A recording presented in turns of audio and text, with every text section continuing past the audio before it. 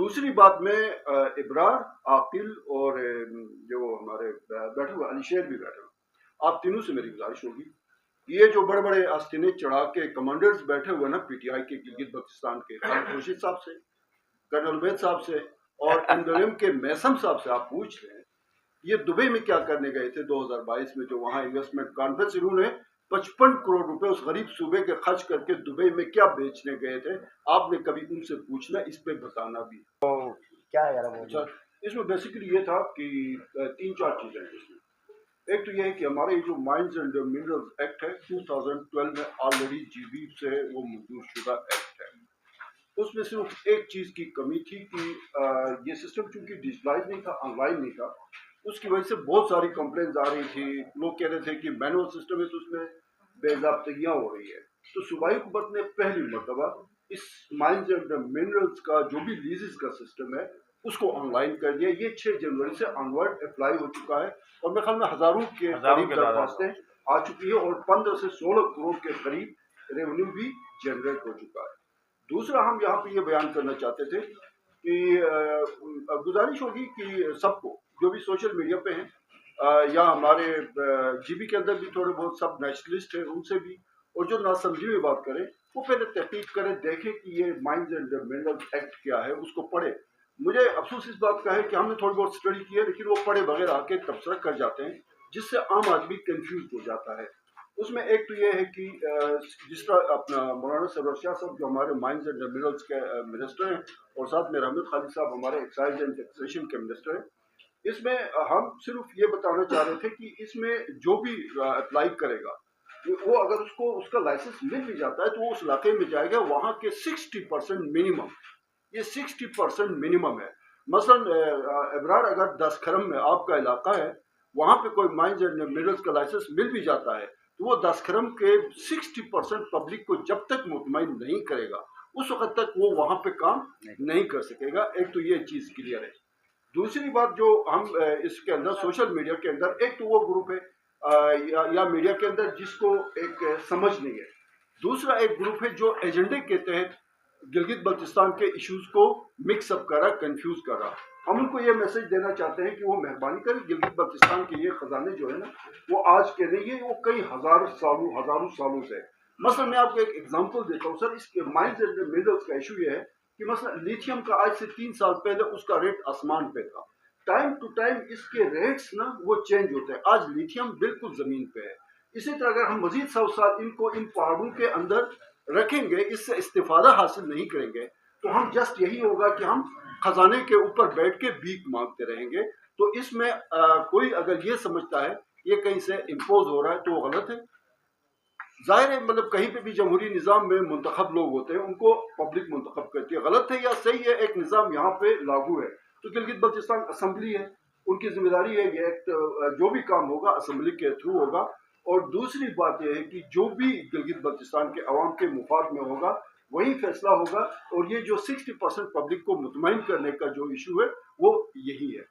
नहीं इसमें गुजारिश में अभी 2-3 चीजें ना, एक तो आपका यही एक सवाल बनता है सर इसमें, एक तो ये कि ये जो कंफ्यूजन फैलाया जा रहा है ना कि जमीनें बेच खा रहे हैं, पहाड़ बेच रहे हैं, दरिया बेच रहे हैं, ऐसा कुछ भी नहीं है। मेरे अपने गांव में ऊपर मेरी चरागाह है, वहां पे किसी ने अगर कोई लाइसेंस लिया है तो मेरे गांव से एक कदम भी वो आगे नहीं बढ़ सकता जब तक मेरे गांव के 240 ग्रामीणों में से 60% मिनिमम की ताईद हासिल नहीं करेगा। अगर मेरे गांव के 60% लोग राजी हैं तो मैं कौन होता हूं या कोई और कौन होता है आके कहे जी आपने क्यों गलत किया। एक तो इस चीज को क्लियर करना, ये बिल्कुल वाज़ेह है, बिल्कुल वाज़ेह है। अभी हम इसी तरह के केस निपटा रहे हैं। दूसरी बात में इब्रार, आकिल और जो हमारे बैठे हुए अली शेर भी बैठे हुए, आप तीनों से मेरी गुजारिश होगी, ये जो बड़े बड़े आस्तीने चढ़ा के कमांडर्स बैठे हुए ना पीटीआई के गिलगित बल्तिस्तान के खालिद खुर्शीद साहब से, कर्नल उबैद साहब से और एमडोएम के मैसम साहब से आप पूछ लें ये दुबई में क्या करने गए थे 2022 में, जो वहां इन्वेस्टमेंट कॉन्फ्रेंस इन्होंने 55 करोड़ रुपए उस गरीब सूबे के खर्च करके दुबई में क्या बेचने गए थे, आपने कभी उनसे पूछना, इस पे बताना भी। ये वहां इनकी तकरीरें क्या थी, ये क्या बेच रहे थे गिलगित बल्तिस्तान की, उनसे बेहतर हम डील कर रहे हैं। ये डील होती है, बिजनेस में आप डील कर जाते हैं, ठीक है जी। تو اس کو کنفیوز یہ جو ابھی بیٹھ کے باتیں کر رہے ہیں نا، ان سے ذرا پوچھے کہ وہ کیا کر رہے تھے وہاں پہ. ٹھیک ہو گیا؟ آپ کا جو سوال ہے نا مہوش، میری آپ سے گزارش یہ ہوگی کہ یہ ہماری حکومت کو 2.25 سال ہو گئے. اس سے پہلے ہم پاکستان کے زیر انتظام گلگت بلتستان چل رہا ہے. 2009 میں self empowerment and governance order کے تحت صوبائی سیٹ اپ دیا گیا. اس کے بعد چیزیں جیسے تیسے امپرومنٹ سے آگے بڑھ رہی ہیں. اب اگر ہم پچھلے 76 سال کا سارا بوجھ لا کے اس 2.25 سال کے اوپر ڈال دیں کہ جی چونکہ آئین کا آرٹیکل 1 میں ہم شامل ہی نہیں ہیں تو یہ سب کچھ کیا ہو رہا ہے، تو میرے خیال میں یہ بہت مشکل ہوگا اس کو اتنے ایک چھوٹے سے سیشن میں ڈیفائن کرنا. ہم اسی شناخت کارڈ پہ چل رہے ہیں، اسی پاسپورٹ پہ چل رہے ہیں، اسی سسٹم کے تحت چل رہے ہیں جو ٹائم ٹو ٹائم جس کے اندر ایلپوز آئے ہیں.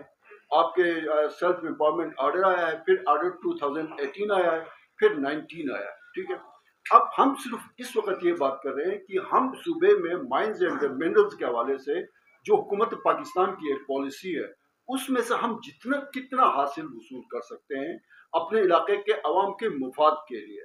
باقی رہی بات کہیں پہ پانی کی کمی ہے، کہیں دیامیر بادشاہ ڈیم کے ایشوز ہیں، کہیں پہ اور زیادہ مسائل ہیں، AJK کے بھی اپنے مسائل ہیں، پاکستان کے اپنے مسائل ہیں.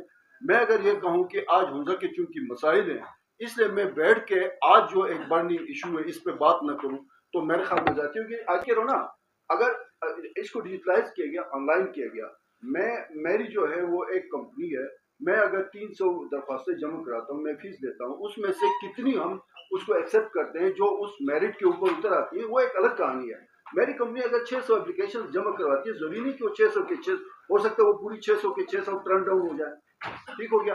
باقی کمیونٹی کا جو شیئر ہے یہی بات ہے کہ ابھی کیبنٹ، اس کے بعد اسمبلی ہے، انشاءاللہ اس کو ہم بڑھائیں گے، بہتر کریں گے. خالد خورشید، کاظم میثم اور عبید نے جو کچھ کیا وہاں بیٹھ کے 48 کروڑ خرچ کر کے اس سے ہم انشاءاللہ بہتر پیکیج دیں گے.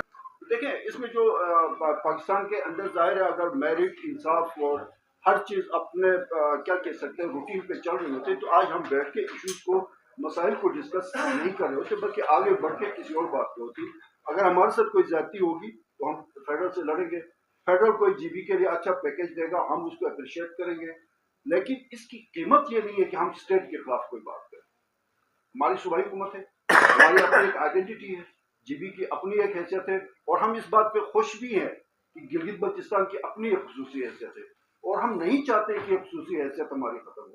اس خصوصی حیثیت کے اندر رہتے ہوئے پاکستان کے ساتھ ہمارا جو ایک الحاق ہوا ہے، ظاہر اس کی پوری ایک کہانی ہے، اس کے اندر رہتے ہوئے ہمارے ساتھ جو بھی زیادتی ہوگی اس پہ ہم لڑیں گے. اور موجودہ جو حکومت ہے، خاص کر جو چیف منسٹر ہے گلگت بلتستان، وہ لڑے ہیں.